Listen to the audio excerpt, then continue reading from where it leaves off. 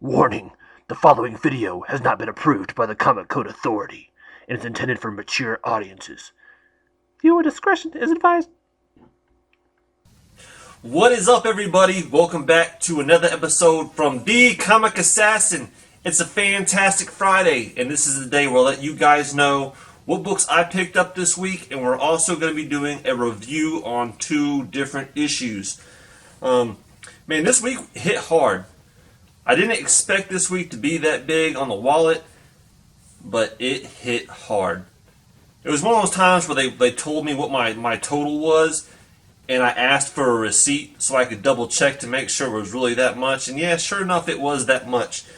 But I think it was well worth it. Picked up some good books. So let's just go ahead and jump into it. I did get 2 back issue books this week. The first one being Ghost Rider 28. This is the first first issue of the Midnight Sun series. I paid $3 for it. I know you can probably find those in dollar bins if you're lucky, but I'm kind of banking on that Midnight Suns being hot one day. But this one was just a no-brainer. Lobo Infanticide #1. I paid $1.50 for it. I love me some Lobo. There you go. Alright, jumping into it. These are the new issues that came out this week. I picked up Baby Teeth #16. Love me some Baby Teeth. I need to get caught up. I think I'm like 2 or 3 issues back in the reading. So, Canto #4. And then Reaver #3. Definitely digging those books. Alright, for DC, I only had 2 books. How to Get That City of Bane, that Batman #78. Haven't read it yet. So was it as good as Tom King said it was? Was it as big of an issue as he made it out to be? Alright, we'll find out. Catwoman 15. I had to go with that beautiful art germ cover. Definitely the cover of the week, in my opinion. Love me that cover.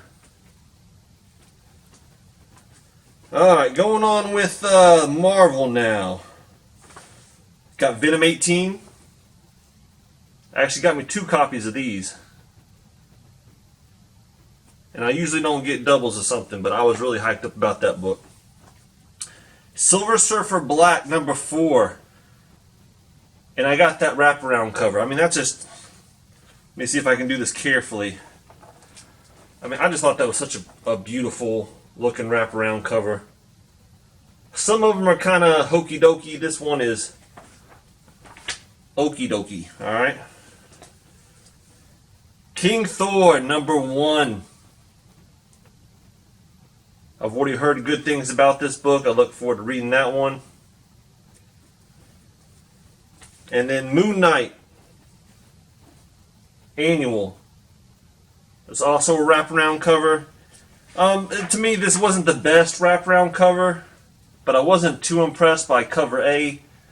There was another cover, I forget the artist on that one, that I probably should have got, but I kind of liked it. I'm just there for the read on this one. And then Absolute Carnage, Symbiote of Vengeance #1. I've heard like there's multiple Ghost Riders in this one, or multiple Riders in this one. I haven't read it yet, but yeah, we'll see what happens with that. And then, of course, like most people, I had to get the Powers of X, issue #4. Like I said, had to go with that connecting cover, y'all. Had to go with that connecting cover. So yeah, I've been digging the storyline. The way they did the last, was it the last House of X? Wasn't too fan of how it ended, but we'll see. Alright, so the 2 books that we're going to be reviewing today, one's very non-traditional, and one is kind of along the lines of what I normally do. I'm going to be doing Pandemica, #1, but I'm going to start it off with this one. Charles Band's Deadly 10, Blade, the Iron Cross. I thought this one would be a little bit different because I don't think a lot of people is going to pick up this book. And honestly, after I reviewed it, I don't really recommend many people pick it up. I picked this up for nostalgic sake. If you're not familiar, Blade is a character from the Puppet Masters that's done by Full Moon Productions. It's a movie I grew up watching.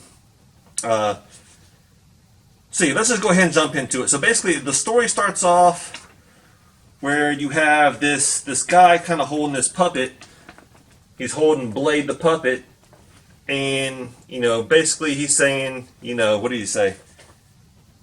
I know this is going to be a transition, Dr. Hess, but I believe it'll be the most important addition to our little family. So let us welcome Blade.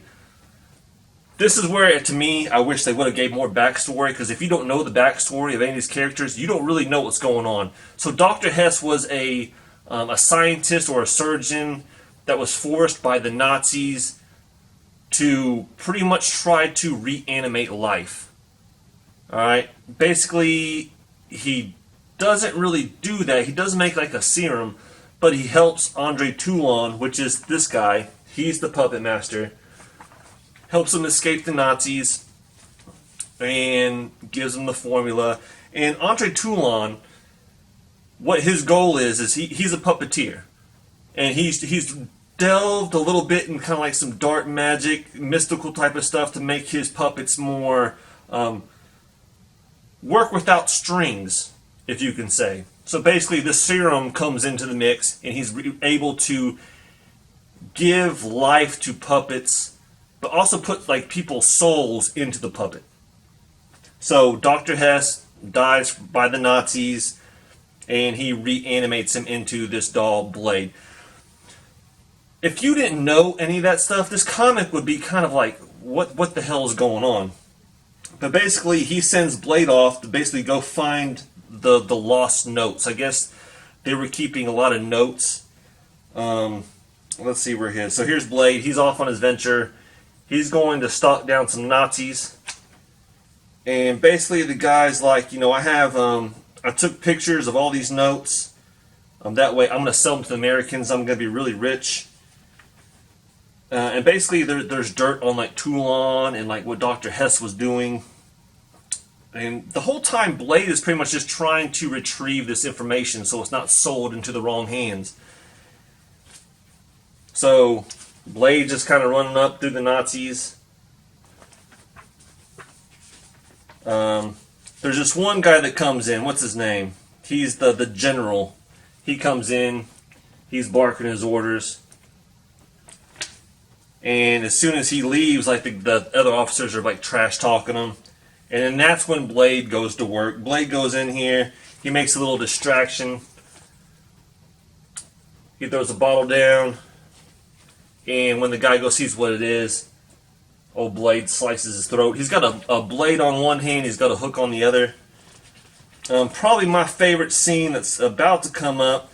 And basically he's just killing off these soldiers. But this one right here, where he goes in there, he slashes the guy's eyes, and then he pulls the guy's tongue out with his hook. To me, that was probably my favorite scene of the whole comic. So basically, he's going through and he's trying to kill off everybody one by one, right? Kill off all these Nazis. And the one guy who actually still has the notes thinks he's making a getaway. And sure enough, Blade pops up in the car and he takes out that guy. Big car crash, makes him explode. And from there, it's just a lot of words. He gets the notebook, but then it ends with one of the soldiers still being alive. And he was like, you're right, like, keeping this book was a good idea. So he still has the information that Blade was looking for. But Blade goes home, and Andre Toulon's like, hey, did you tie up all the loose ends? And Blade kind of nods, and he's like, all right, now it's time to make our retreat. And that's it. So yeah, first off, I really dug the artwork. I thought the artwork was pretty good, but there was not a lot of dialogue, which you might not expect because we're dealing with a puppet that doesn't talk. I get that point, But even when the Germans were talking, it didn't seem natural. It didn't seem like it was very well thought out. It was a super quick read. And while I enjoyed it because of nostalgic sake, because I grew up watching Blade and the Puppet Masters, this is not a book that I would recommend to any other comic book collector just because it doesn't sell you anything. Like, if you did not know any of the backstory as a new comic book reader, you would have picked this book up and you'd have been like, what's going on? Like, I don't understand. Yeah. They could have done a much better job of selling this character, selling the story. And I'm going to be honest, and I doubt anybody from Full Moon Productions is actually going to watch this video. If the cover price was $1.99, I would pick this up all day long. I would pick this up, I would continue reading it. For $3.99 though, no. I'm sorry, I picked this one up for nostalgic sake. I'm not upset that I did. But yeah, it's not one that I'm going to continue to read. I got me the issue number 1. I'll keep it at that. So yeah, if they lower that price, I might stay on it. But yeah, definitely not worth $3.99 if you ask me. Especially if you're not a Full Moon fan. So let's get in with the next one. The next one is Pandemica, number 1. This is from IDW. And let's go ahead and jump into it. So basically it starts off with... it shows this scene.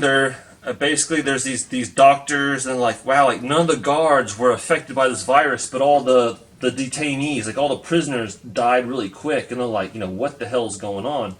So there's some type of virus or infection being spread. And basically the main gist is it comes to this little interview. There's this one guy, he's one of our main characters. He's doing an interview, he's on the news, and he keeps on talking about these outbreaks. And what's the name of the virus? This is the one thing I really, really did not like about the book. The virus is called chikungunya. Chikungunya is the name of the virus. Like, why would you give a virus a name so hard to pronounce, especially in a comic book? All right, I did not understand that at all. But anyway, this guy's going all out there. Apparently he works for the CDC. And he starts making some pretty extravagant claims, saying that, look, we're seeing all these ethnicities being wiped out due to this virus.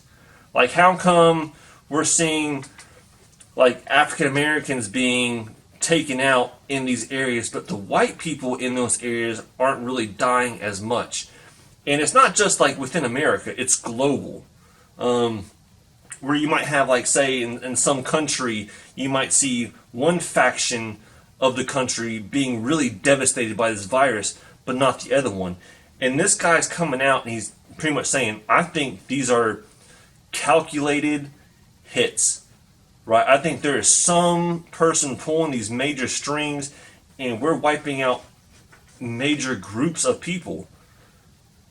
And even the guy's like, that's a bold statement, But he sticks to his guns, and as soon as he gets done with the interview, he's on the phone with, I guess, his boss. His boss, like, I should fire you, and he's like, you know what? You don't have to because I quit.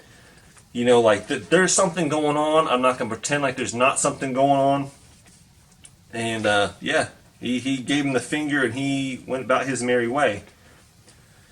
In the meantime, and so here it is. Basically, then he goes on another interview, and they're saying, a lot of people are saying you were fired. And he goes, I wasn't, and that you're running because you're scared. And he's like, if I was scared, why would I be doing all these interviews?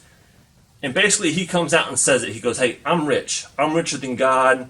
I didn't work for this money. Yeah, I inherited this money, and I'm going to spend this money to build the best team I can to figure out what the hell is going on. All right, so that's his plan. He's going to hire, scientists, mercenaries, anybody he can to really help find out who is causing these outbreaks and to try to stop them. That's his goal. In the meantime, we get a look at some of the villainy of this. And basically this guy is like, hey, this problem has to go away. And basically they're hiring this guy over here whose name's Loverboy. He's kind of he's a contract killer. right? And he's like, you know what, I can make it happen. And there's some back and forth, like, hey, you know, if we kill this guy, we're gonna make his claims seem even more true, that there's a conspiracy. And he's like, you know, this guy's got some DUIs. You know, we're gonna make it look like it was that he was drinking and driving. You know, I'll take care of everything. So basically, they make the first attempt on the guy. They do hit his vehicle. And, you know, here he is. The cops question him, like, you know, pretty much determines that he had not been drinking. He goes, yeah, I was in the bar, but I wasn't drinking. I've been sober for a long time. And then it gets even more tricky. You know, it turns out that the camera that would have seen the crash it was really blurry. It was really hard to get a hold of. And he's talking to someone who he's wanting to bring on the team. And there's not really a good shot of it. This is her right here. It's also right here. So she's also appears to be the one that's on the main cover as well. And basically, she's like I probably won't be able to find it right away. But her main job is that she used to be an investigator that used to track down bioterrorists for like the UN. So she's been involved in a lot of like sketchy stuff. Like this is her thing, to try to figure out what's going on with bioterrorism, which is what this seems like. So basically, he has this meeting with her, and you know she's walking out, and all of a sudden, like you see these homeless guys, or what appear to be homeless guys, kind of walking up behind her. And sure enough, it appears to be another calculated hit. You know, the homeless people kind of rush her. There's shots fired, and then she gets a glimpse of the person who's doing the firing, and she's like, oh my god, that's Loverboy. Which apparently, I guess they used to work with back in the day, and they all thought this guy was dead. So now she's thinking, yeah, there's something way more into this. She calls up one of her old teammates, which is one of her only teammates left, but he blames her from some accident that we don't really know what happened. And she's trying to get him on board of this team. And she lets him know that, hey, Loverboy is still alive. And he's like, you know, apparently he works for like something military, maybe border control, because he's got some detainees somewhere. No, actually, I think he's in Africa. Yeah, he's in Africa. But there is some border control. There's some border talk in this book as well. But basically, he's like, you know, oh shit, like I thought he was dead. I kind of blamed you for all this, but apparently Loverboy was playing both sides, and he'd been doing stuff that, you know, we just didn't know about. But while he's talking to her, basically they just caught a group of people trying to dump some chemical down a well, which kind of might be our first evidence of, you know, this targeted genocide type of thing. Basically, she's on the team. The guy from Africa's coming on the team. They got several other people working with them. And the whole thing is they're trying to really figure out what's going on. And then the last scene is basically the woman looks like very, very post-apocalyptic. Looks like our main character, our main female character, with this baby in a gas mask on her back, which is kind of resemblance of the cover. So it's kind of a glimpse of what's going to happen. And that's it. Overall, my opinion, I thought it was a good book. I thought one thing I really liked, first off, the artwork was good. There was a lot of dialogue. I mean, there was a lot of story being told in this. I mean, yeah, there was a lot to read. Unlike the last book I just showed you. Like, there was a lot of stuff to go through. It seems like it was very well thought out. It's just really not my genre. So, with that being said, I enjoyed the book. I don't know if I'm going to pick up issue 2 just because it's not the kind of stuff I normally read. But I did enjoy it. I'm not saying I won't pick up issue 2, but when you have such heavy weeks like I had this week, you got to make choices. And at the end of the day, I want to read stuff that kind of sticks to my collection and kind of what I'm used to. But I do like to step out of the box, especially with issue number 1. So that's it, guys. Let me know what you guys think about the 2 books I reviewed. Let me know what you guys thought about my pickups for the week. I am going to be dropping another video. It might be dropping either later today or maybe even tomorrow. Basically, I got a small little eBay haul, as well as I'll be opening up a pop culture bandbox. I've done a few of these before, and I'm super excited about this one. Apparently, there's something from Flash, Rambo, Bill and Ted's Excellent Adventure, and they said there's going to be a signed mask in it. I don't know what property it's from, who signed it or anything like that, but signed mask, I'm in, y'all. So yeah, be looking out for that. That should be coming out very, very soon. But thank you so much for everybody who's watched this videos. And with that said, I hope all of y'all have a great weekend. And if you get out to some comic book shops this weekend, I wish you all happy hunting.